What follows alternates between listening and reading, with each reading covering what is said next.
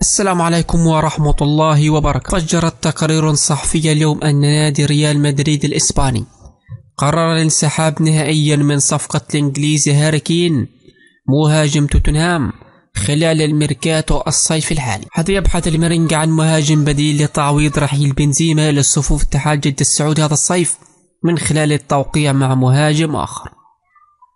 وأشارت صحيفة أس الإسبانية أن هاري كين لم يعد هدفا لريال مدريد هذا الصيف بعدما جمد الميرينجا الصفقة بقرار لا رجعة فيه، خاصة أنه يرى أن الأرقام المعروضة في صفقة كين غير مبررة، حيث أن دانيال ليفي رئيس توتنهام طلب 116 مليون يورو، كما أن اللاعب يريد راتبا سنويا يتخطى 20 مليون يورو.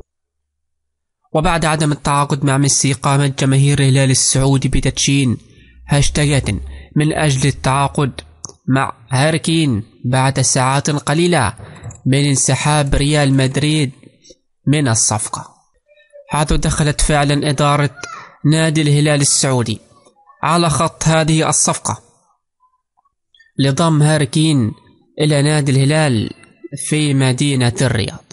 ولكن المفاجأة الكبرى أتت من رئيس اتحاد جدة السعودي أنمار الحائلي، الذي قال بدوره أنه دخل على الصفقة منافسة ضد نادي الهلال للحصول على خدمات هاري كين، حيث طالب المغردين الهلاليين عبر مواقع التواصل الاجتماعي بسرعة التعاقد مع هاري كين قبل الحصول عليه من قبل اتحاد جدة السعودي.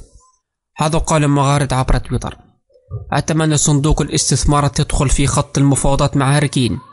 السعودية تقدر وكل لاعب تبيها السعودية راح تجيبه مهما كان اسمه ومهما كانت قيمته.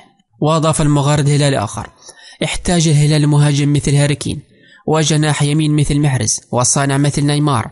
هذه الثلاثة مراكز لازم لاعبين عالميين وسوبر، لكن القلب والظهير مو شرط يكونون معروفين، لكن الجودة لازم تكون عالية مثل ظهير فلامينغو اليسار.